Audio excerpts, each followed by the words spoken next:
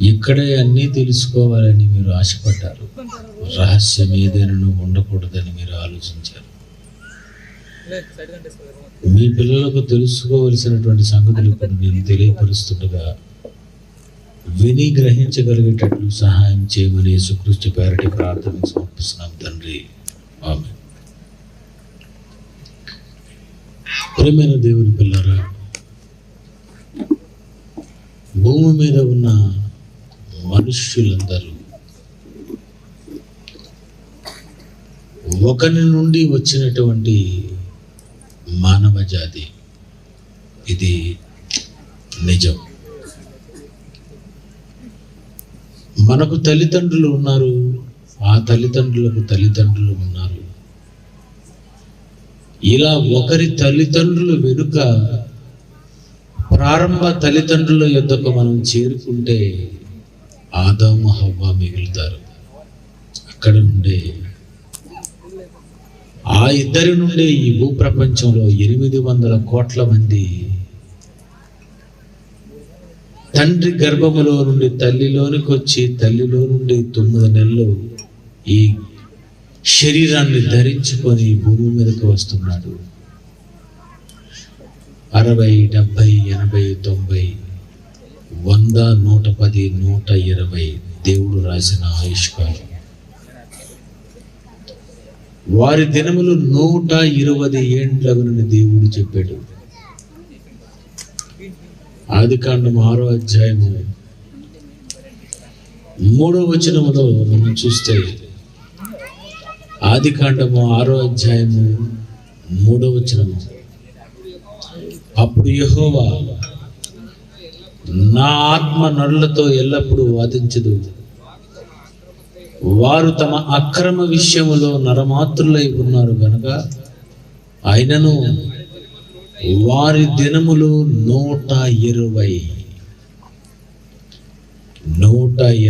ఏళ్ళు. ఈ కుర్చీల మీద కూర్చున్నటువంటి మీరు బ్రతికే దేవుడు ఇచ్చిన ఆయుష్కాలం ఎంతో తెలుసా? 120.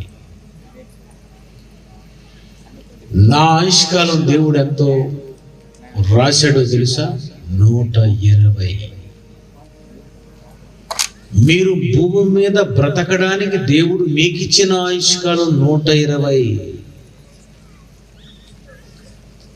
అందుకే దేవుడు అంటున్నాడు, వారి దినములు 120 ఏళ్లగును. ఎన్నేళ్ళండి ఇవి? 120. ఈ 120 సంవత్సరాల లోపు ఎప్పుడైనా నువ్వు మరణించవచ్చు. ఈ 120 సంవత్సరాల లోపు 10 సంవత్సరాలకైనా, 20 సంవత్సరాలకైనా, 30 అయినా, 40 అయినా, 50 అయినా, 60 అయినా, 70 అయినా, ఏదో ఒక సంవత్సరంలో నువ్వు ఈ శరీరాన్ని విడిచిపెట్టి వెళ్ళిపోక తప్పదు. ఇది పచ్చి నిజం.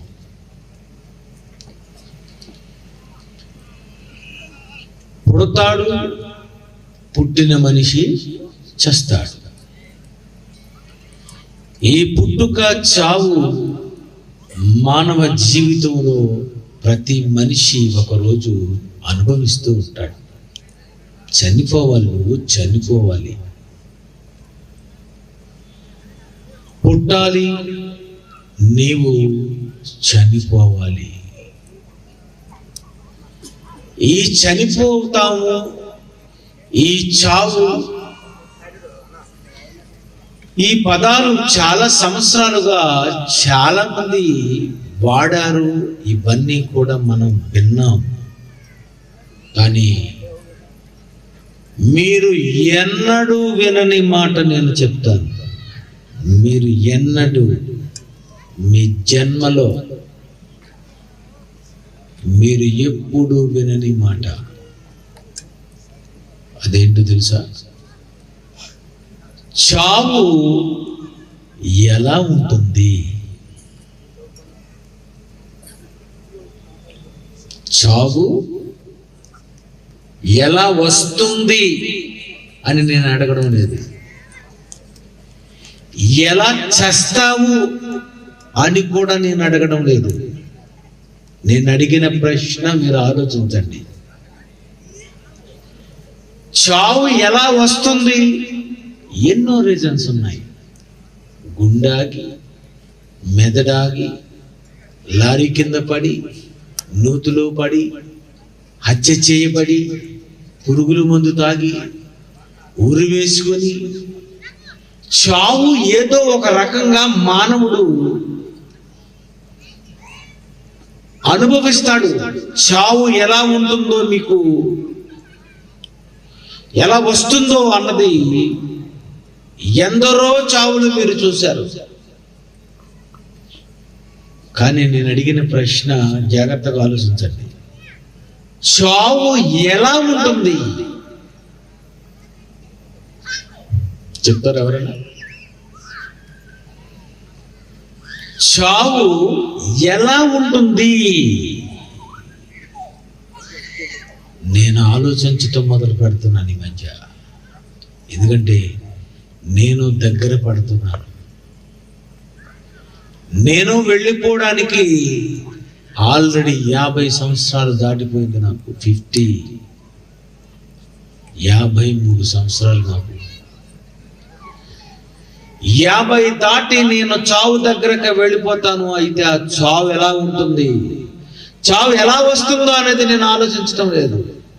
ఎలాగో వస్తుంది, అది ఏ రూపంలో వస్తుందో నాకెందుకు,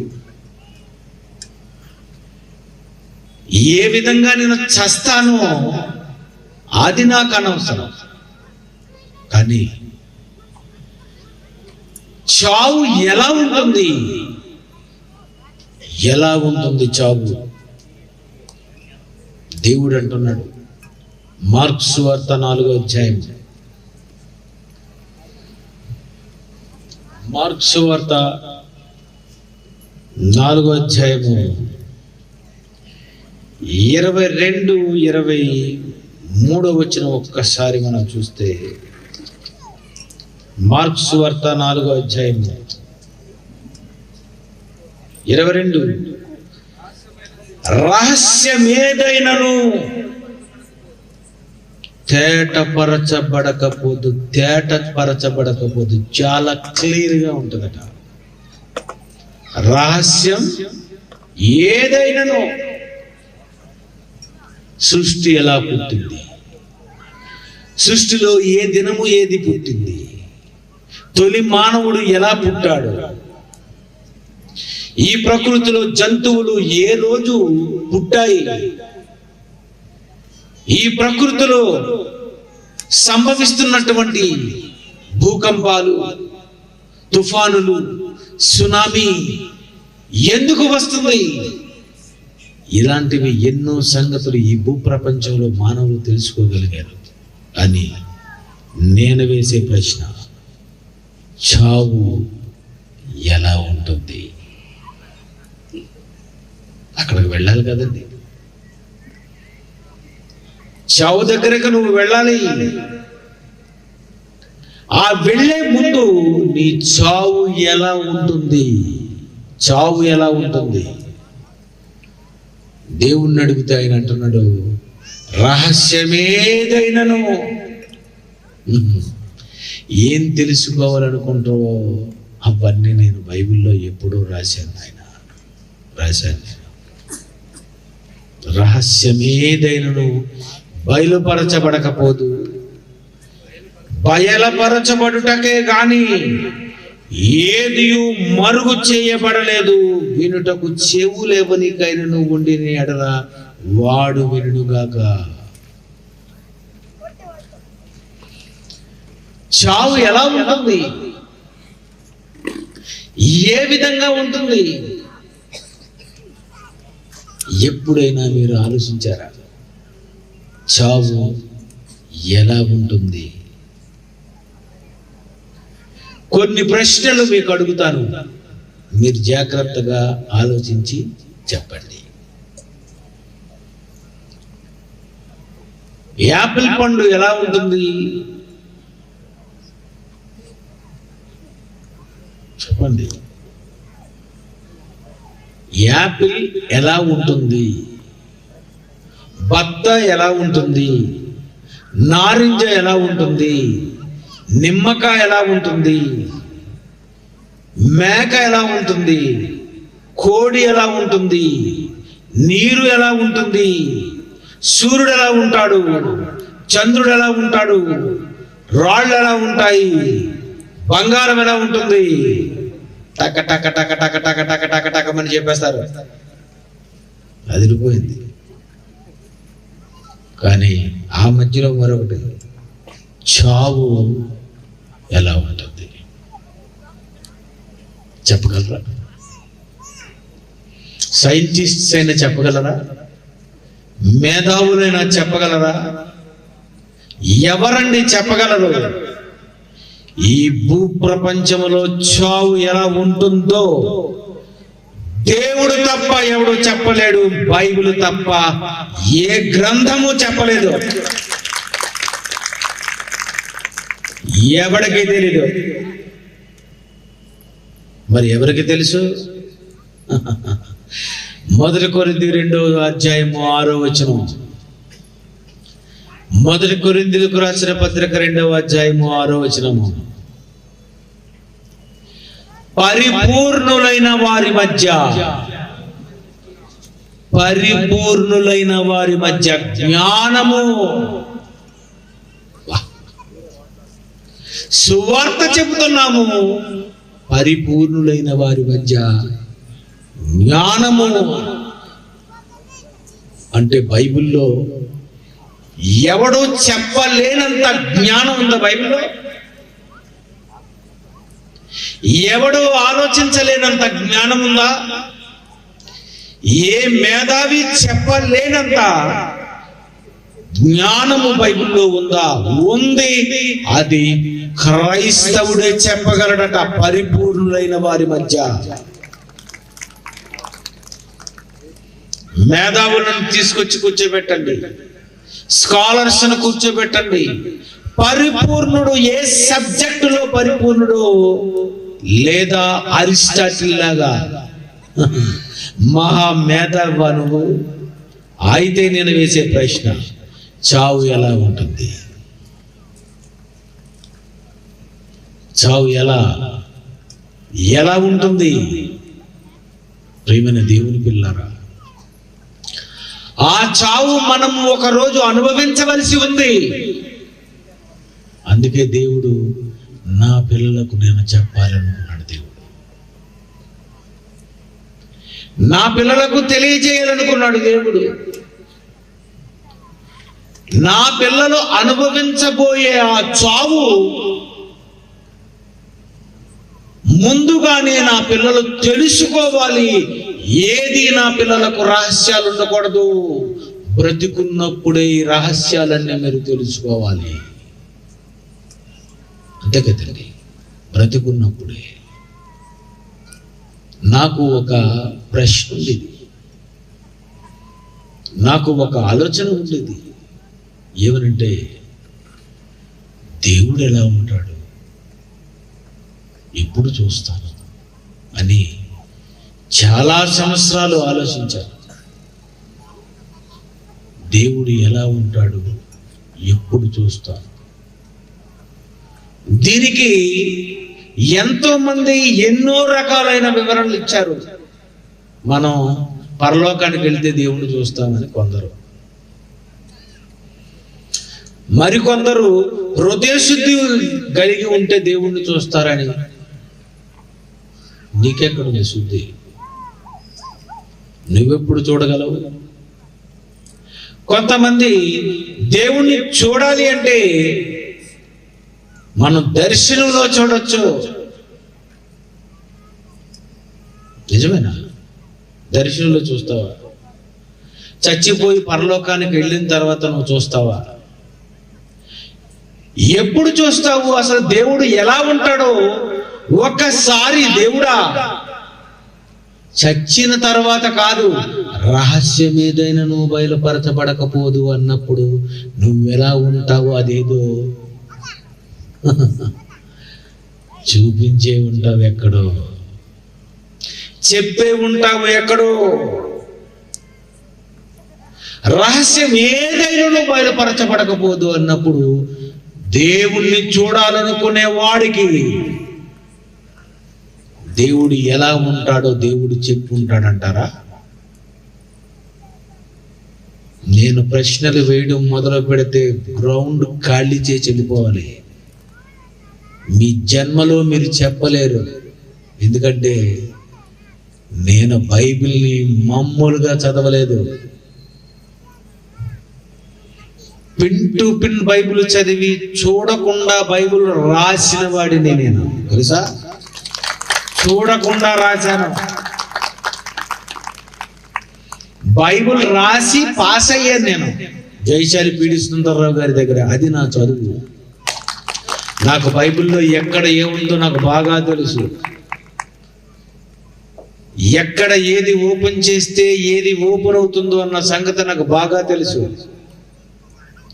పిల్లరా, దేవుడు ఎలా ఉంటాడో చూడాలనుకుంటే దేవుడు అంటున్నాడు, రహస్యం ఏదైనా నా గురించేనా, నా గురించి కూడా తెలుసుకోవాలని ఒకవేళ అనుకుంటే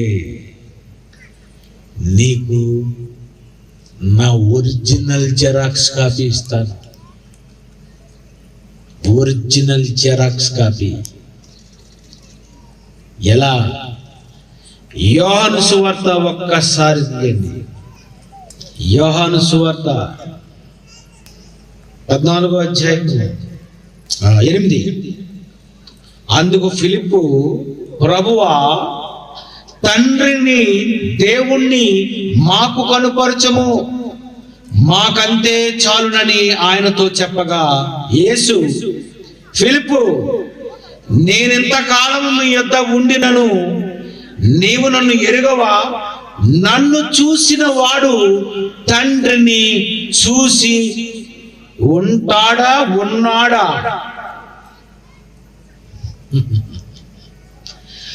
దేవుణ్ణి చూడాలనుకునే వాడు యేసు ప్రభుని చూడండి అన్నాడు. అంతే. ఆయన జెరాక్స్ కాపీ, ఒరిజినల్. అతనిలో పాపము లేదు, ఇతనిలో పాపము లేదు. ఆయన ప్రేమ స్వరూపి, ప్రేమ మయుడు. ఆయన క్షమిస్తాడు, ఈయన క్షమిస్తాడు. అంటే యేసు ప్రభువును చూస్తే ఆనాటి ప్రపంచము దేవుడు ఇలాగే ఉంటాడా? అయితే దేవుణ్ణి చూడాలంటే యేసు ప్రభువుని చూస్తే సరిపోతుంది. చూడండి, చచ్చిన తరువాత పరలోకంలో దేవుడు ఎలా ఉంటాడో అన్నదానికంటే బ్రతికున్నప్పుడే 2000 సంవత్సరాల క్రితం యేసు ప్రభు వాళ్ళ మధ్య ఉన్నా తండ్రి అయిన దేవుణ్ణి చూపించమని మేము అడగడం ఏంటి? నిన్ను చూస్తే తండ్రి అయిన దేవుణ్ణి చూసినట్టే. ఇక దేవుణ్ణి చూడాలంటే ఇక నీలోనే చూసుకోవచ్చు. ఏం చూపించాడండి? That is original Jesus. యేసు. తండ్రిని చూడాలనుకున్నారా? నమ్మడానికి మీకు మనస్సుంటే నన్ను చూసిన వాడు తండ్రిని చూసి ఉన్నాడు. యేసుని చూస్తే ఎవరిని చూశాడట? తండ్రిని. దేవుణ్ణి చూడాలనుకుంటే నువ్వు ముందు ఈ వాక్యం చూడు. ఆ వాక్యంలో యేసును చూడు. ఆ యేసును చూస్తే నీకు అర్థమైపోతుంది ఇక తండ్రి ఒరిజినల్ గా దేవుడు ఎలా ఉంటాడో నీకు చాలా క్లియర్ గా యేసును చూస్తే నీకు అర్థమైపోద్ది. అందుకే విశ్వాసములకు కర్తయు దాన్ని కొనసాగించువాడునైనా యేసు వైపు చూచుచు యేసును చూడాలి తప్ప 800 కోట్ల మంది మనుష్యులను ఏ రోజు చూడకూడదు. నీకు చూస్తే బుర్ర పిచ్చెక్కిపోద్ది. ఎందుకంటే ఒక్కొక్కడు ఒక్కొక్క వేషంలో ఉంటాడు. మనిషిని చూస్తే కోపం వచ్చేస్తుంది. ఎందుకంటే అంతా మాయే కదా. ఒక్కొక్కడికి ఒక్కొక్క రకమైన మాయ. అంతా మోసమే. అంత మాయే, అంత నటనే, అంత ఓవర్ యాక్టింగ్. సినిమాలో ఉన్నాడు కాదు, మీరు మహానటులు, మహానటి అన్నారు కదా, ఆవిడేనేంటి? నేను కూడా. ఎవరండి మహానటి? నీ నటన ఆవిడికి రాదు, ఆవిడ నటన నీకు రాదు. అప్పుడు నిన్నేమనాలి? నువ్వు మహానటుడివే. ప్రేమైన దేవుని పిల్లారా, ఎవరి వైపు చూడాలో వాళ్ళ వైపు వదిలేసావు. తండ్రి అయిన దేవుని చూడాలనుకుంటే నన్ను చూడండి అన్నాడు. నన్ను చూడండి అన్న ఆ యేసు ఎవరో తెలుసా? వాక్యం. ఇదే వాక్యం. ఈ బైబిల్ని కానీ నువ్వు చూస్తే నీకు మొత్తం అంతా క్లియర్గా అర్థమైపోతుంది. అందుకే దీన్ని దివారాత్రం ధ్యానించాలి, దివారాత్రం ధ్యానించాలి. బైబిల్ని టైం దొరికితే బైబిల్ చదవాలి. టైం దొరికితే బైబిల్ అంతా చదివేశావా అయితే ధ్యానంలోకి వెళ్ళు. చదవకుండా ధ్యానంలోకి వెళ్ళకు, ఏమర్థం అవుతుంది? ఏం రాదు. చదువు, ముందు వచ్చినంత వరకు చదువు. రెండో ఎక్కం ఎలాగైతే కంటత పెడతావో అలా బైబిల్ని కంటత వాక్యముగా నీకు ఈ బైబిల్ రావాలి. అప్పుడు నీకు బైబిల్లో ఎక్కడ ఏముందో నీకు అన్ని అర్థమైపోతాయి. పిల్లరా, పుట్టించాడు దేవుడు, మనల్ని పెంచాడు. ఆ పెంచిన దేవుడు మనల్ని పోషిస్తున్నాడు. ఒకవేళ ఎవరైనా చచ్చిపోతే ఒకరికి ప్రతిగా ఒకరిని పుట్టిస్తున్నాడు. ఈ పుట్టించిన వారందరూ ఒకరోజు చచ్చిపోతారు.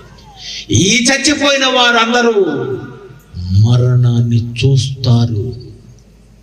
మరణం ఎలా ఉంటది? అయితే ఎలా ఉంటది మరణం? యేసు ప్రభు చెప్పారు. ఏం చెప్పారో ఒకసారి మార్కు సువార్త 9వ అధ్యాయము, మార్కు సువార్త 9వ అధ్యాయము 1వ వచనము. బైబిల్ ముందు ధ్యానించాలంటే చదవడం రావాలి, బాగా చదవాలి. చదువు దేనికి వచ్చింది? పేతురు గారు, యోహాను గారు విద్య లేని పామర్లు, కానీ పేతురు పత్రిక రాశాడా? ఏం చేశారు తర్వాత? ప్రభువుని నమ్ముకొని అక్షరాలు నేర్చుకొని రాయాలి అని అనుకున్నారు వాళ్ళు. అదండి కృషి. ప్రకటన గ్రంథం రాసిన యోహాను గారు విద్య లేని పామరుడే. ఎలా రాశాడు ప్రకటన గ్రంథం? సువార్తలలో యోహాను సువార్త 1 యోహాను, 2 యోహాను, 3 యోహాను. పిల్లరా, బైబిల్ సూపర్ బుక్ అండి. చచ్చిపోతే నీకు బైబిల్ చదవడానికి అవ్వదు. వారు విశ్రాంతి పొందుతున్నారు. అక్కడికి వెళ్ళి ఎవడు చదువుతాడండి బైబిల్? చచ్చిపోయిన తర్వాత బైబిల్ చదువుతావా? చచ్చిపోతే బైబిల్ చదువుతారని ఎక్కడ బైబిల్ చెప్పండి. మీరు కాదు కదా, మీ తాత ముత్తాతలు చెప్పలేరు. ఇక్కడ చదువు, ఇక్కడ చదువు. చస్తే అంత అర్థమైపోద్ది. ఇంకేం చదువుతావు? అంత అర్థమైపోతుంది. ఏమని రాశాడు చూడండి. ఇక్కడ నిల్చున్న వారిలో కొందరు దేవుని రాజ్యము బలముతో వచ్చుట చూచు వరకు మరణము రుచి చూడరని వదిలేశారు. మళ్ళీ ఇక్కడ మరణము రుచి. సావు ఎలా ఉంటుందంటే రుచిగా. ఇది నేను రాశానా యేసు ప్రభు వారు అంటున్నారా? ఇది సువార్తల్లో చాలా సార్లు ఉంటుంది ఈ మాట, తెలుసా? ఇక నన్ను రెఫరెన్స్ తీయండి. నేను మార్కులో ఉంటుంది, లోకాలో ఉంటుంది, మత్తయి సువార్తలో ఉంటుంది. మరణం రుచి చూడరు, మరణం రుచి చూడరు, మరణం రుచి చూడరు. మనం ఏమనుకున్నాము? రుచి వదిలేసి మరణం దగ్గర వదిలేసాం. యేసు ప్రభు వారు అంటున్నారు మరణము రుచి చూడరు. మరణము రుచి, మరణము రుచి, మరణము రుచ. కోడిని బ్రతికుండగా తింటారా, అది చచ్చిన తర్వాత దాన్ని ఫ్రై చేసుకొని చికెన్ ఫ్రై,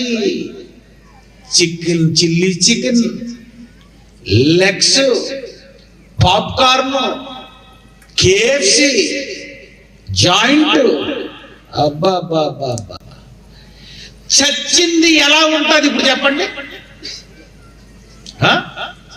రుచి, అబ్బా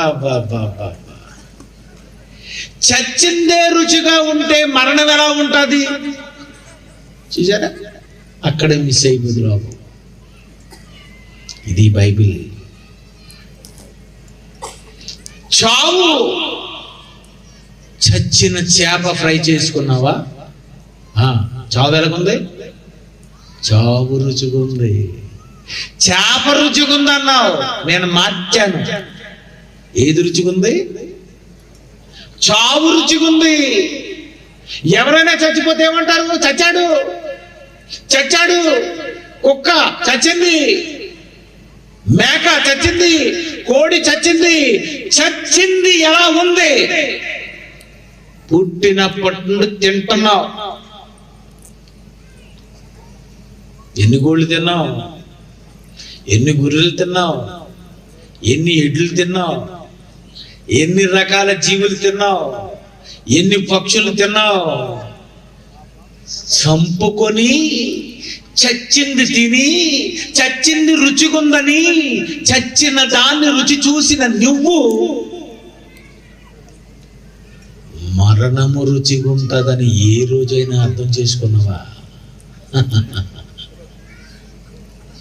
మరణం ఎలా ఉంటుందట? మరణము రుచి చూడరు.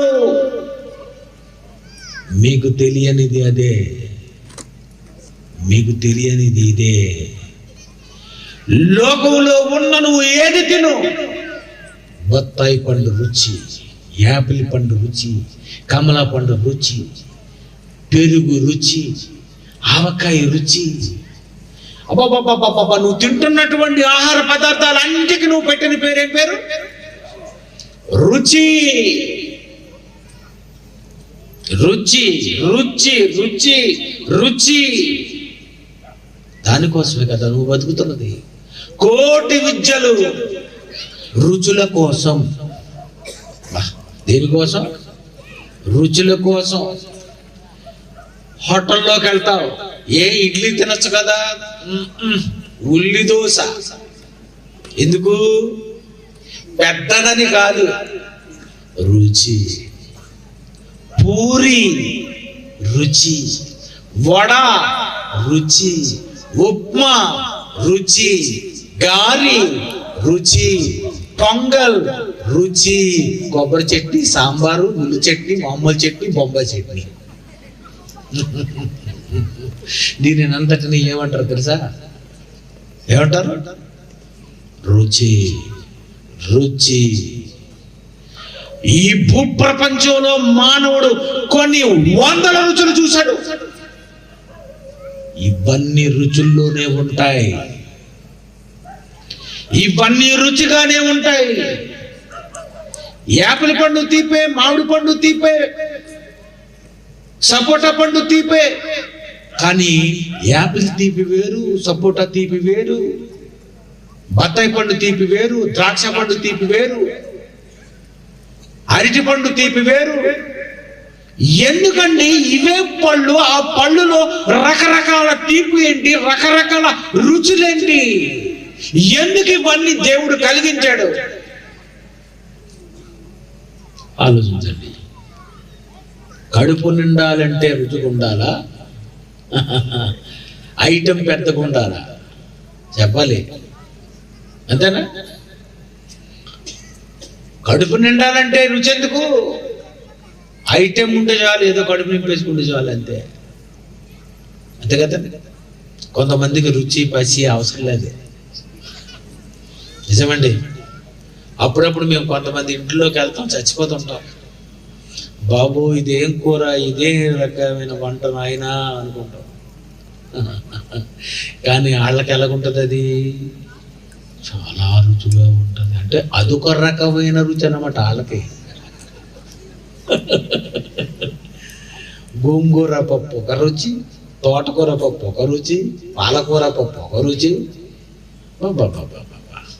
అదే పప్పులో ఏంటండి ఆకేసి రుచి, చివరికి తమలపాకేసి రుచి. ఎన్ని రుచులు అనుభవిస్తున్నావు కదా నాయన. దేవుడు అనుకున్నాడండి, ఇన్ని రుచులు అనుభవిస్తున్నావు కదా, ఈ రుచులు అనుభవిస్తున్నటువంటి నీవు నీ చావు కూడా నువ్వు రుచిగానే అనుభవించాలి అనుకున్నాడు ఆయన. ఎంత మంచి దేవుడు అండి. అంతే కదా, మనిషికి మేకులు వేస్తుంటే అది నొప్పి, చావు రాలేదు. మర్చిపోకండి, లాజిక్ మాట్లాడుతున్నాను ఇక్కడ.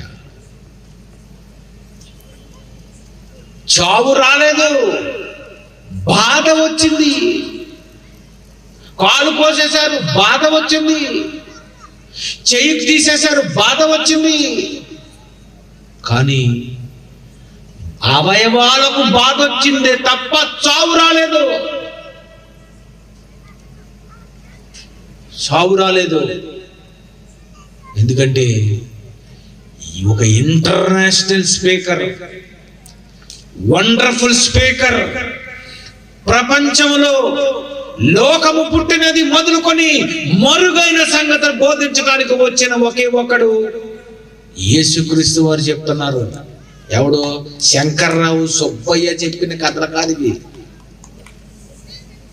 నేను ఎవరు చెప్పింది నమ్మను తెలుసా నా సంగతి, చెక్ చేస్తా. ఎవరు వాక్యం చెప్తే వాళ్ళ వాక్యం నేను నమ్మను. అది ఉందో లేదో ఇందులో చూస్తా. పౌలు శీలాస్ చెప్పిన సంగతులు అవి ఉన్నవో లేవో అని మేము బోధించడమే కాదు డిప్లొమాలో, అది నేను ఆనాటి నుండి ఈనాటి వరకు పాటిస్తా. ఇతను చెప్పింది ఇందులో ఉందా, దారి మళ్ళీపోతున్నాడా? చాలా మంది దారి మళ్ళీపోతుంటారు. నిజం చెబుతున్నాం అనుకుంటూ కూడా అబద్ధానికి వెళ్ళిపోతుంటారు. ఎంత కష్టం అనుకున్నారు బైబిల్. వీటిని విద్యా విహీనులు, అస్థిరులైన వారు తక్కిన లేఖనములను అపార్థం చేసుకుంటారు. అది రూటు వెళ్ళిపోతావు. ప్రియమైన దేవుని పిల్లరా, యేసు ప్రభు వారు అంటున్నారు, ఇక్కడ నిలిచి ఉన్న వారిలో కొందరు మరణము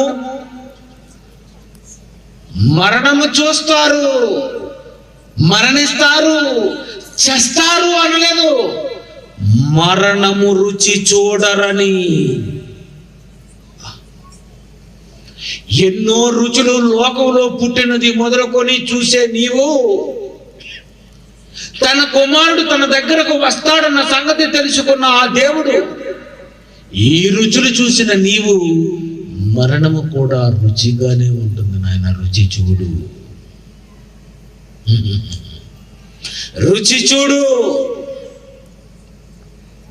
అంతేనా? రుచి రుచి రుచి రుచి రుచి రుచి. ఈ భూ ప్రపంచము రుచుల ప్రపంచం. ఇది రుచుల ప్రపంచం. ఋషుల ప్రపంచం కాదు, రుచుల ప్రపంచం.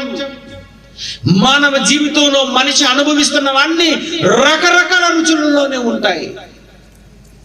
పిల్లరా, ఎందుకు తెలుసా దేవుడు మరణము కూడా రుచిగా ఇచ్చాడు? నాయన, నా దగ్గర మీరు కోట్ల సంవత్సరాలు ఉంటారు. కోట్లు. 1 సంవత్సరం, 2 సంవత్సరాలు, 3 సంవత్సరాలు కాదు దేవుడి దగ్గర ఉండేది. కోట్లు, కోట్ల సంవత్సరాలు మీరు రుచులు చూడాలి. రుచులు కోట్ల సంవత్సరాలు.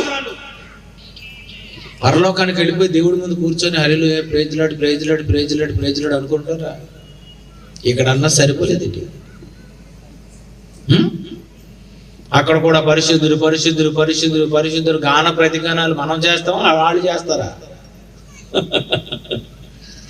ఎవరు చేస్తారండి? సేవకులు. ఇక్కడ పద్యం చేసావు కదా మరి, తాగకూడదు, చీరలు కాల్చకూడదు, దొంగతనం చేయకూడదు, అబద్ధ సాక్ష్యం పలకూడదు, ఇవన్నీ పత్యాలు, ఉపవాసాలు. ఇన్ని రకాలైనటువంటి వాటినన్నిటినీ ఈ భూమి మీద నువ్వు చాలా జాగ్రత్తగా పత్యం చేసి చచ్చిన తరువాత, ఆ లోకానికి వెళ్ళిపోయిన తరువాత నీ పరిస్థితి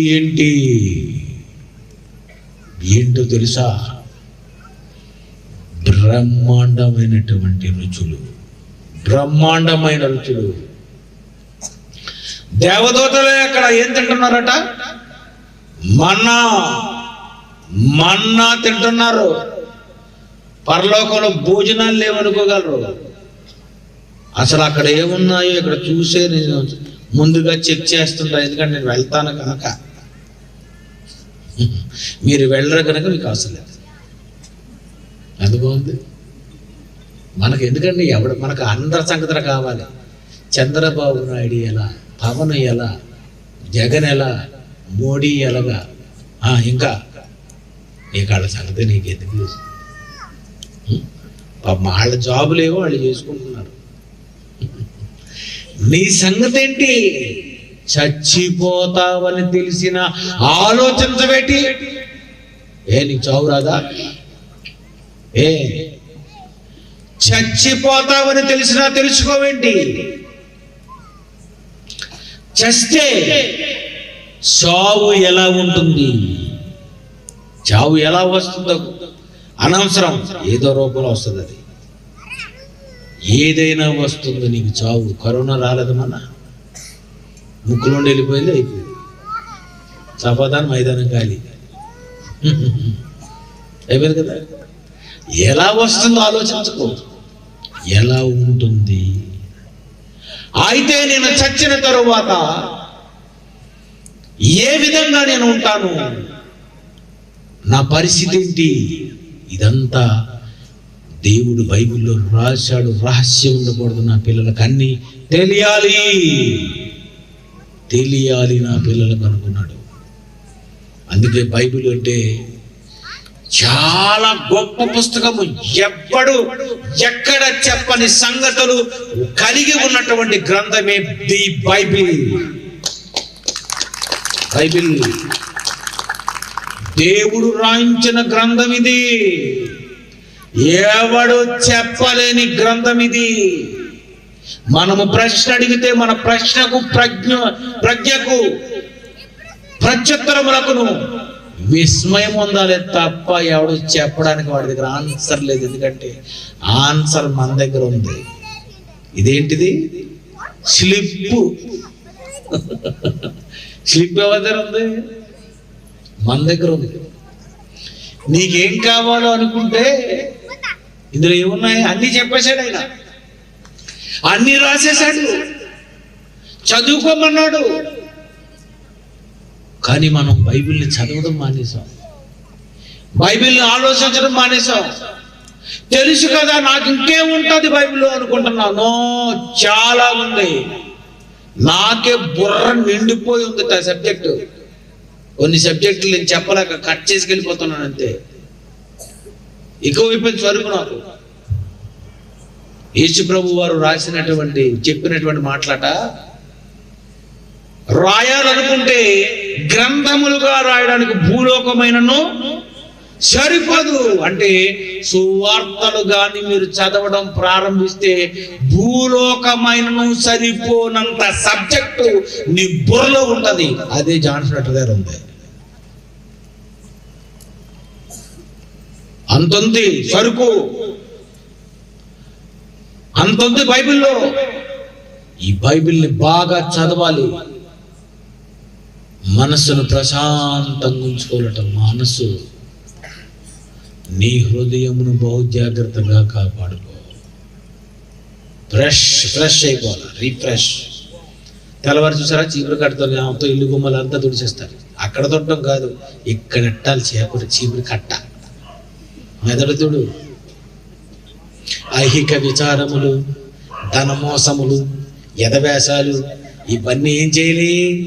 తుడిచేయి. అలా తొడకపోతేనట వాక్యమును అణచివేయును. మెదడు పాడైపోద్ది. ఏదేదో చెప్తారు నాకు, అసలు అవన్నీ నేను వినను, నాకు నచ్చను. ఎందుకంటే నాకు బుర్ర నిండిపోయి ఉంది.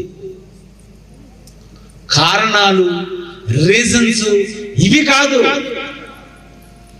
జనానికి దేవుడి గురించి చెప్పి ఎలా వాడిని ఒక దేవుని సేవకుడుగా వాడిని తీర్చిదిద్దాలి. చనిపోయే ముందు మానవుడు అన్ని తెలిసి చావాలి.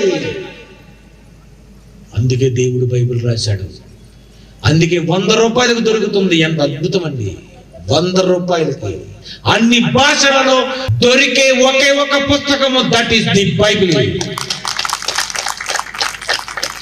సకల భాషలలో ఏ పుస్తకం లేదు, ప్రపంచంలో ఏ పుస్తకం సకల భాషల్లో లేదు, బైబిల్ తప్ప. బైబిల్ ఒకటే ఉంది. ఎందుకంటే అది గొప్ప పుస్తకం కనుక, దేవుడు అన్ని భాషలు కలిగిన వారు తెలుసుకోవాలనుకున్నాడు కనుక దీనిని సకల భాషలలో దేవుడు ప్రింటింగ్ చేయించాడు. ఈ బైబిల్ కొనుక్కున్నారా? ఈ బైబిల్ చదువుకున్నారా? ఉదయం చదివావా? మధ్యాహ్నం చదివావా? రాత్రి చదివావా? చూసావా? ఈ వాక్యం ఎప్పుడైనా నువ్వు ఎవరికైనా షేర్ చేసావా? ఎవరికైనా షేర్ చేసావా? పరికరాన్ని జోకును కొడతావు, ఇలా కొట్టి వాట్సాప్లో ఆడి పంపుతావు, వీడికి పంపుతావు. ఎందుకని సినిమా పాటలు పంపుతావు? చెత్తను రోజంతా పంపావు కదా, ఒక్క వాక్యం పంపావా? ఐ లవ్ పంపావు, ఎవడకో చచ్చాడు. ఏం షేర్ చేయాలి? నేను అందుకే కొన్ని ఇవన్నీ నేను తర్వాత ఆలోచించుకో అయితే ఇలాంటివన్నీ చేయకూడదని నేను తర్వాత అనుకున్నాను, తెలుసుకున్నాను లేట్గా. ఇది ఎందుకు, ఇదంతా అసుగు కదండి. ఏదో జబర్దస్తి, అదంతా ఏంటి అసుగుదస్తి ఏముంది? ఏదో కామెడీ, సరదాకి అంతే, అంతవరకే. అదంతా యాక్టింగ్. ఆళ్ళకి డబ్బులు వస్తాయి, నీకేం వస్తాయి? నవ్వులు వస్తాయి. టైం వేస్ట్ కదా. 3 hours 2 hours ఇన్ అవర్స్ నువ్వు టీవీ చూసేసరికి టీవీ జడిసిపోవాలి. అయ్య బాబు ఎప్పుడు లేదు, అయ్యగారు చూస్తున్నటి అలాగ అనిపించాలి టీవీకి. అంతేగాని నువ్వు మొదటాట, రెండో ఆట, మూడో ఆట పూర్తిగా ఛానల్స్ అన్ని నొక్కి లాస్ట్కి చిరాకు వచ్చి పడిపోకూడదు. చదువుతున్నారండి ఈరోజు బైబిల్? లేదండి, బైబిల్ చదవడం లేదండి. అందుకే బైబిల్ రావడం లేదు ఎవరికి. ప్రియమైన దేవుని పిల్లరా, మనము చావు రుచి చూసి మనం వెళ్ళిపోతాం. వెళ్ళిపోయిన తర్వాత ఎలా ఉంటుందో తెలుసా? చూడండి, కీర్తన గ్రంథం 68, కీర్తన గ్రంథము 68 10వ వచనము. కీర్తనలు 68 10వ వచనము. నీ సమూహము దానిలో నివసించును. ఆగిపోవాలి అంతే. ఒక వాక్యం దొరికిందంటే ఇక ఆగవాలి. నీ సమూహము దానిలో నివసించును. ఏ సమూహము ఎక్కడ నివసిస్తుంది? ఏమో ఉంది కదా. దేవా, నీ అనుగ్రహము చేత దీనులకు సదుపాయములు కలుగజేస్తివి. నీ అనుగ్రహము చేత దీనులకు సదుపాయములు. ఎవరికి సదుపాయాలు? ఎవడకబడితే వాడికి కాదు, దీనులకు. దీనులకు ఏమున్నాయటండి? సదుపాయములు. విన్నారా? సదుపాయములు ఎక్కడ విన్నారు? విన్నారా? ఇచ్చట చెప్పండి, అన్ని సదుపాయములు కలవు. ఎక్కడ? హోటల్లో. హోటల్కి వెళితే ఏముంటాయి అక్కడ? ఇచ్చట అన్ని సదుపాయాలు. పడుకోవడానికి, తినడానికి, బిర్యానీ, టిఫిన్, అన్ని సదుపాయములు కలవు అని విన్నారు. చూశారు? అక్కడ వినడం కాదు, ముందు ఇక్కడ చదవండి. 68:10 ఏమంటున్నాడు ఆయన? నీ సమూహము దానిలో నివసించును. దేవా, నీ అనుగ్రహం చేత దీనులకు సదుపాయములు కలగజేసి, సదుపాయము కలగజేసి కలిగించావు సదుపాయాలు. ఏంటా సదుపాయాలు? ఎలా ఉంటాయా సదుపాయాలు? దీనులకు నువ్వు సదుపాయములు కలుగు చేసితివి. దీనులకు సదుపాయములు. ప్రియులారా, మీకు తెలుసా ఒక విషయం? మీరు అనుభవిస్తున్న సృష్టిలో మీకు ఎన్ని సదుపాయాలు ఉన్నాయో తెలుసా? ఇవన్నీ ఏమనుకున్నారు? ఆహార పదార్థాలన్నీ ఏమనుకున్నారు?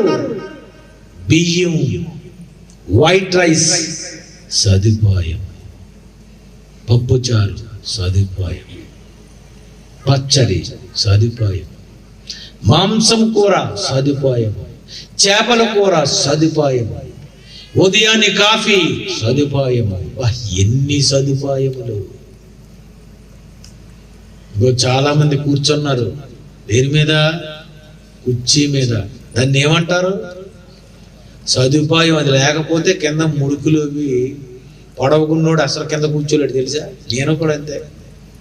నేను పొడవకుంటాను కనుక కింద కూర్చోలేను, కాలు మీద కాలు వేసుకుంటాను పొడవైపోయి. కానీ మీకేముంది? కుర్చీ సదుపాయము, మైకు సదుపాయము, బాక్సులు సదుపాయము, లైట్ సదుపాయము, మాకు స్టేజ్ సదుపాయము, మీకు కార్పెట్ సదుపాయము, నువ్వు వినడానికి సౌండ్ సదుపాయము, ఇప్పుడు వెళ్ళడానికి బస్సు సదుపాయము, కారు సదుపాయము, స్కూటర్ సదుపాయం. అబ్బబ్బబ్బబ్బా, ఏమి సదుపాయం అండి బాబు! దీన్ని ఏమంటారు? ఇచ్చట అన్ని సదుపాయములు కలవు. అదే భూలోకము. ఎంత వండర్ఫుల్ అండి! ఒక కారుకి కాళ్ళ ముందు ఒక ఎక్సిలేటర్ అని ఉంటుంది. అది నొక్కితే అది వేగంగా వెళ్ళడం ఏంటి? 110, 120, 140. దాన్ని ఏమంటారు? కాళ్ళకు సదుపాయం, చేతికి హార్న్ సదుపాయం, ముందు హాయిగా కూర్చోడానికి ఏసీ సదుపాయము. వీటిని ఏమంటారు? సదుపాయము. ఎన్ని సదుపాయాలండి! కళ్ళు కనిపించమని కళద్దాలు, దీన్ని ఏమంటారు? సదుపాయం. అన్ని పళ్ళు తినడానికి 32 పళ్ళు, దీన్ని ఏమంటారు? సదుపాయము. ఇన్ని సదుపాయాలు దేవుడు కలిగించి భూమి మీద 60 సంవత్సరాల జీవితానికే ఇన్ని సదుపాయాలు దేవుడు కలిగిస్తే, మరణము రుచి చూచిన తరువాత నీకు దేవుడు ఇచ్చే సదుపాయాలు తెలుసా? నువ్వు అనుభవించబోయే సదుపాయం తెలుసా? దేవుడు అంటున్నాడు, నా సమూహము వాటిలో నివసించును, దీనులకు సదుపాయములట. ఇదెక్కడా? దీనులు. ఎవరు దీనులు? ఎవరు దీనులు? ఇటు మీ అందరూ దీనులేనా? ఎవరు దీనులు? మరి మత్తయి సువార్త 5వ అధ్యాయము ఎన్నో సంవత్సరాలు చదివారు. మత్తయి సువార్త 5వ అధ్యాయము ఏమనుందో తెలుసా? 3వ వచనము, ఆత్మ విషయమై దీనులైన వారు ధన్యులు, పరలోక రాజ్యము వారిది. దీనులకు సదుపాయము. ఎవరు దీనులు? బుద్ధిగా కూర్చున్నాడు కాదు, వాడు దీనుడా? అన్ని వ్యసనాలు అలవాట్లు మానేశాడు, వీడు దీనుడా? నువ్వు అనుకుంటున్నావు, బైబిల్లో అది లేదు. ఎవడు దీనుడు? ఆత్మ విషయమే దీనుడు, సువార్త ప్రకటించాలని, సభలు పెట్టాలని, వేదిక వేసి, మైకు పెట్టి, కార్పెట్స్ వేసి, కుర్చీలు వేసి ఆత్మలను రక్షించాలని ఆత్మ విషయమై ఎవరైతే డబ్బు ఖర్చు పెట్టారో వీరండి ఆత్మ విషయమై దీనులైన వారు. ఎవరు? కూర్చున్న నువ్వు దీనుడవా? సభలు ఏర్పాటు చేసిన వాడు దీనుడా? సభలు ఏర్పాటు చేసిన వాడు దీనుడు. డబ్బు ఖర్చు పెట్టాడు. ఎంతమంది డబ్బులు ఖర్చు పెట్టారు? ఆత్మను రక్షించాలని, సువార్త చెప్పాలని, ప్రజలను దేవుని వైపునకు మళ్లించాలని ఇలాంటి డబ్బు ఖర్చు పెట్టేవాడే ఆత్మ విషయమై దీనుడైన వాడు. అవసరాలకు అప్పులు ఇచ్చినోడు కాదు. మనమేమనుకుంటాము? అప్పు చెప్పండి ఇస్తాం, సువార్తకైతే మాత్రం ఇవ్వం. ఎందుకంటే మరి మాకు డబ్బు రాదు కదా. చూసారా? అప్పు 1,00,000 అయినా ఇస్తావు, అప్పు 10 లక్షలైనా ఇస్తావు, ఎన్ని లక్షలైనా అప్పిస్తావు, కానీ ఆత్మ విషయమై దేవునికి డబ్బు ఇస్తావా? కానుకలు పెట్టు. పానుకలు పట్టడానికి వచ్చారు. వచ్చినప్పుడు ఏమనుకోవాలో తెలుసా? నువ్వు ఆత్మల రక్షణ కోసం దేవుడు నాకు మంచి అవకాశం ఇచ్చాడని కానుక పెట్టిలో డబ్బులు వేయాలి. యేసుప్రభు గారు కానుక పెట్టిలో చూస్తున్నట. ఒక ఆమె జీవనం అంతా వేసిందట. అది మనస్ఫూర్తిగా, సంతోషముగా, సణుగకుండా, సణక్కోకూడదట. అమ్మ మళ్ళీ వచ్చిందా శాంత? సణుగుతున్నారా? సణుగా శనగకుండా, సణగులు ఉండకూడదట. ఉత్సాహముగా ఇచ్చు వారిని దేవుడు ప్రేమిస్తాడు. వాడికే స్వర్గం. బైబిల్లో ఉంది. ఉత్సాహముగా సంతోషంగా దేవుడికి ఇవ్వాలి. అది ఈ సభలు ఎడితే మాకు ఎంత డబ్బు వస్తుంది నొక్కేయాలి అనుకున్నాం అనుకో, పాత పర్లోకం దగ్గరకు వచ్చిపోయింది నీకు. ఇక్కడ దేవుడి డబ్బులు కూడా ఇస్తావా? ఉద్యోగులు మొత్తం ప్రభుత్వం దగ్గర కొట్టేసావు కదా జీతాలు. ఇక్కడికి వచ్చి దేవుడికి ఇవ్వు. నువ్వు ఆత్మ విషయమై దీనుడైన వాడివేనా? ఆత్మను రక్షించటంలో డబ్బులు ఖర్చు పెట్టిన వాడివేనా? అయితే నువ్వు ఇలాంటి దీనుడవైతే దీనులకు సదుపాయములు కలవు పరలోకంలో. ఆ పరలోకానికి వెళ్ళక ముందు పరదేశులు సదుపాయములు ఏముంటాయి పరదేశంలో? ముగించేస్తాను, వెళ్ళిపోదురు. కానీ ఎలాగా మీకు టైం అయిపోయింది, చిరాకు వచ్చింది. ప్రకటన గ్రంథం 2వ అధ్యాయం 7వ వచనం. ప్రకటన గ్రంథం 2వ అధ్యాయము 7వ వచనము. చెవి గలవాడు ఆత్మ సంగములతో చెప్పుచున్న మాట వినుగాక. జయించు వానికి దేవుని పరదేశంలో ఉన్న జీవ వృక్ష ఫలములను భుజింపనిత్తును. పరదేశంలో ఏమున్నాయటండి? జీవ వృక్ష ఫలాలు. ఆదాము హవ్వలకు ఏదైనా తోటలో ఏ జీవ వృక్ష ఫలాలు అయితే వేశాడో అదే ఫలాలు పరదేశంలో ఉన్నాయి. జయించు వానికి పరదేశంలో ఉన్న జీవవృక్ష ఫలములను భుజింపనిత్తును. అంటే అక్కడ ఏమున్నాయి? సదుపాయాలు ఉన్నాయా? లేవా? ఉన్నాయి. పరదేశంలో ఉన్న వాడికి సదుపాయములు కలవు. పాతాళంలో వెళ్ళిపోయిన వాడికి సుక్క నీరు సదుపాయము లభించదు. ధనవంతుడు అడుగుతున్నాడు ఏమని? లాజర్ను పంపించి అతని వేలుకొనను నీళ్లలో ముంచి. అంటే నీళ్లు ఉంటాయా? ఎందుకుండవు? ఏముండవని. అసలే అది విశ్రాంతి తీసుకునే చోటు. విశ్రాంతి, రెస్ట్, విశ్రాంతి. విశ్రాంతికి వెళ్ళిపోతున్నాం మనము.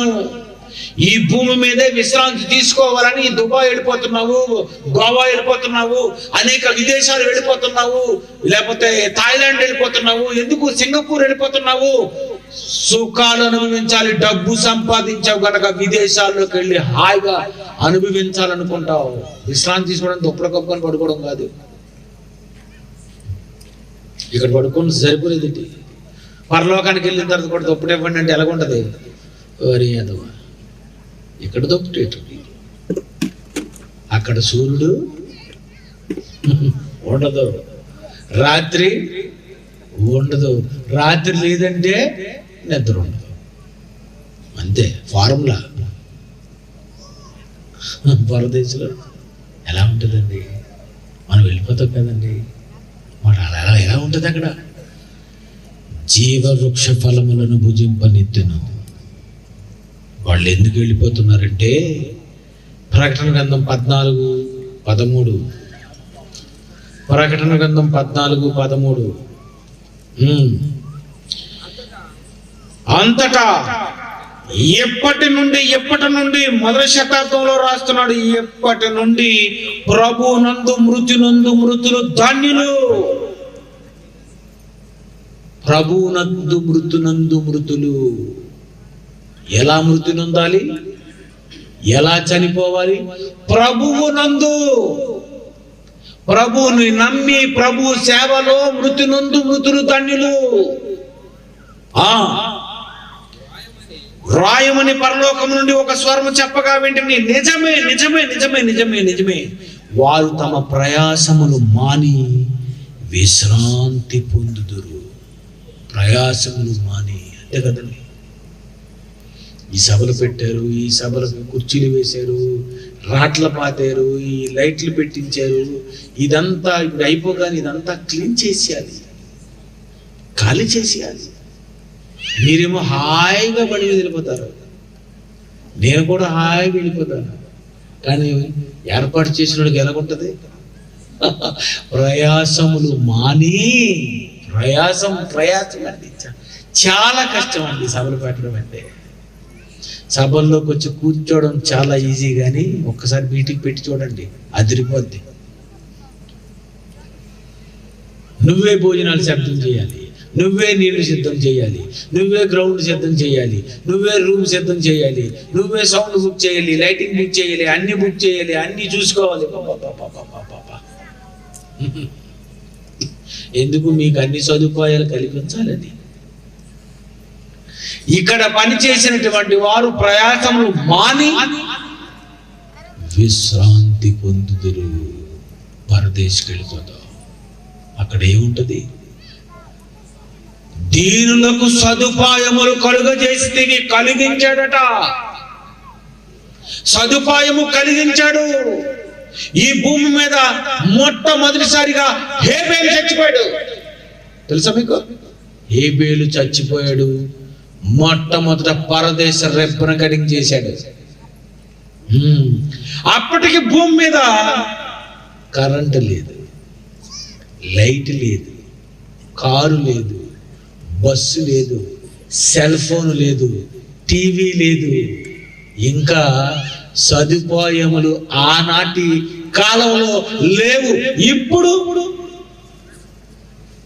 విశాఖపట్నంలో ఉన్న వాళ్ళతో కూడా మనం మాట్లాడుకోవచ్చు, అమెరికాలో ఉన్న వాళ్ళతో మాట్లాడుకోవచ్చు. అంటే ఇది సదుపాయము. ఇంటిలో టీవీ సదుపాయము. మరి ఒక పల్లెటూరులో, ఒక అడవులలో, ఒక చీకటిలో వెలుగే లేకుండా, అసలు కరెంటే లేకుండా, అంత చీకటిలో అంత కష్టాలు అనుభవించిన ఆయన చచ్చిన మరుక్షణమే పరదేశికి వెళ్ళిన తర్వాత అక్కడ ట్యూబ్ లైట్ ఉందనుకోండి, ఎలాగుంటది? ఇదేం లైట్రా బాబు, పెద్ద టీవీ ఉందనుకో, ఏమంటుంది? అప్పుడు ఏమనిపిస్తుంది? బయలు చచ్చిపోయిన బాబు అనిపిస్తుంది. ప్రియమైన దేవుని పిల్లరా, చావు తరువాత దేవుడట, అగో నా సైన్యము దానిలో నివసించును, దీనులకు సదుపాయములు కలవు. దేవుని కొరకు బ్రతికిన ప్రతి ఒక్కరికి భూమి మీద సదుపాయాలు ఉన్నాయి. ఈ లోకాన్ని విడిచిపెట్టిన తర్వాత పరదేశంలో సదుపాయాలు ఉన్నాయి. పరదేశం నుండి మళ్ళీ నువ్వు ఒక రోజు యేసు ప్రభు రాకడలో పరలోకానికి వెళ్తావు, చూసావు, అక్కడ కూడా సదుపాయాలు ఉన్నాయి. నీ తండ్రి నీ చావు తర్వాత ఆ చావునే రుచిగా చేసి, ఆ చావు తర్వాత నీకు ఇన్ని ఏర్పాట్లు చేస్తే దేవుని గురించి నువ్వు ఏమి ఏర్పాట్లు చేశావు? ఏమీ చేయలేదా ఇంతవరకు? అయితే ఇక పోతావు నరకానికి, అంతే, పోతావు గ్యారంటీ. ఏం పని చేయలేదా దేవుడికి? ఏమీ ఖర్చు పెట్టలేదా దేవుడికి?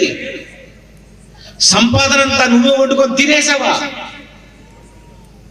సంపాదన అంతా నీ కొరకే వాడేసుకున్నావా? దేవుడు నీకు గుర్తు రాలేదా? ఆ దేవుడు నీకు మంచి జీవితాన్ని ఇచ్చి నీ సదుపాయాలు కల్పించినందుకు దేవుని గురించి ఏదైనా చేయాలని ఆలోచన ఉందా? ఏంటి సభలు పెట్టిన వాళ్ళు చాలా పేదోళ్ళు తెలుసా? సౌండ్ పార్టీలు ఉన్నాయి కానీ అవి నరకానికి వెళ్తాయి. అవి పెద్ద పార్టీలు. అవి వాళ్ళు ఎవరు లేదు డబ్బులు ఎందుకు ఇవ్వరు? ఇవ్వరు. ఎందుకంటే ధనవంతుడు దేవుని రాజ్యంలో ప్రవేశించుట దుర్లభము. డబ్బున్నోడు ఇవ్వడు. ఏసి చెప్పాడు నాకు తెలుసు. డబ్బున్నోడు ఇవ్వడు. లేనివాడే తనకున్నది తక్కువైనా, చిన్నవారైనా పేదవారైనా వాళ్ళ డబ్బులతో సభలు ఏర్పాటు చేశారు. అంతేగాని క్రిస్మస్ సంబరాలు కాదు ఇవి. మీరేం చెయ్యాలో, మీరు ఎక్కడికి వెడతారో, మీరు అనుభవించబోయేది ఏంటో ఇవన్నీ భూమి మీద రహస్యమేదైనను లేకుండా అన్ని తెలుసుకొని వెళ్ళాలని దేవుడు అనుకున్నాడు కనుక బైబిల్లో మొత్తం రాశాడు. సరుకుంది ఇందులో. ఇది నువ్వు చదువుకున్నావా, నువ్వు ఎలా వెళ్ళాలో తెలుస్తుంది. అందుకే యేసుప్రభువు చెప్పారు, నేనే మార్గం. అంతే, నేనే మార్గం. రావాలనుకున్నారా? నేనే. అదే వాక్యం. వాక్యమే యేసు, యేసే మార్గం. ఈ మార్గంలో ఏముందో అది చెయ్యి. దేవుడు ఏం చెప్పాడో అది చెయ్యి, ఏం చెప్పాడో అది చెప్పు. ఎంతటితో కార్యక్రమం ముగిస్తున్నాం. కళ్ళు మూసుకోండి. ప్రేమగల మా తండ్రి, మమ్మల్ని పుట్టించి ఈ భూమి మీద మమ్మల్ని మీరు పెంచారు. మేము చనిపోయిన మా రూపాలలో మరొకసారి మరొకరిని ప్రతిగా పుట్టిస్తూ ఉన్నారు. ఈ జీవితాన్ని ముగించుకున్న తరువాత మరొక లోకానికి వెళ్ళిపోయి విశ్రాంతి తీసుకోవాలని అక్కడ కూడా ఏర్పాటు చేశారు అన్ని సదుపాయాలు. ఇక్కడ సదుపాయాలు, అక్కడ సదుపాయాలు, పరలోకంలో సదుపాయాలు. మా గురించి ఎంత ఆలోచిస్తున్నారు తండ్రి. కానీ ఎందుకో ఈ మనుషులు ఏమీ ఆలోచించలేకపోయారని ఆకాశంతో భూమితో చెప్పుకున్నారు. మేము కూడా ఈ భూమి ఆకాశములతోనే చెప్పుకోవాలి తప్ప మీ పిల్లలకు చెప్పాలని రమ్మన్నా ఇక రాలేని పరిస్థితిలో ఉన్నారు. కరోనాను మీరు తప్పించిన అవకాశం ఇచ్చి ఈ వాక్యం వినిపించాలనుకున్నా, ఎందుకో ఈ వాక్యం అన్నా మీరన్నా మనిషికి అస్సలు ఇష్టం లేదు. మిమ్మల్ని కాదనుకున్న వారు ఏమైపోతారో మాకు తెలుసు. కానీ కొందరినైనా అగ్నిలో నుండి రక్షించాలని, సర్వలోకమునకు సువార్త అందించాలని నీ కుమారుడు వినోద్, అలాగే ఇక్కడ ఉన్నటువంటి ఎంతో మంది నాయన కుటుంబము, ఒకే వంశానికి చెందినటువంటి వాళ్ళు, అన్నదమ్ములు, లింగప్ప, వీళ్ళందరూ ఎందరో నాయన, నిజంగా వాళ్ళు ఎప్పుడు ఎక్కడ సభలున్నా, ఎక్కడ సేవ అన్నా, ఎక్కడ సువార్త అన్నా వెళ్ళిపోతూ ఉంటారు. అంత మంచి పిల్లలను ఇక్కడ మీరు పుట్టించినందుకు వందనాలు చెల్లిస్తున్నాం తండ్రి. మాకు మంచి ఆహారం వడ్డించినటువంటి మీ ప్రియమైన కుటుంబం జ్ఞాపకం చేసుకోండి. ఈ సభలు ఏర్పాటు చేసినటువంటి సహకరించిన ప్రతి బిడ్డను జ్ఞాపకం చేసుకోండి. సువార్త చెయ్యాలి, వాక్యం చెప్పాలి, ఇంకా జనాల్ని మార్చాలి, మీ వైపునకు మళ్లించాలి అనుకున్న సేవకులైనటువంటి వారు వేదిక మీద ఉన్న మీ పిల్లలందరినీ జ్ఞాపకం చేసుకోండి. మేమంతా ఈ సత్యవాక్యమును సరిగా విభజించి మానవులను మీ వైపునకు మళ్లించగలిగేటట్లు సహాయం చేయమని ఇన్ని సదుపాయాలు కల్పించిన మీకు మీ పాదాలకు కృతజ్ఞతాస్తుతులు చెల్లిస్తూ యేసుక్రీస్తు పేరట ఈ ప్రార్థనను సమర్పిస్తున్నాము తండ్రి. ఆమేన్. మన తండ్రి అయిన దేవుని ప్రేమైన కుమారుడైన యేసుక్రీస్తు వారి యొక్క కృప, పరిశుద్ధాత్మ యొక్క అన్యోన్య సహవాసము ఇప్పుడు ఎల్లప్పుడూ అందరికీ తోడై ఉండి నడిపించును గాక. ఆమేన్.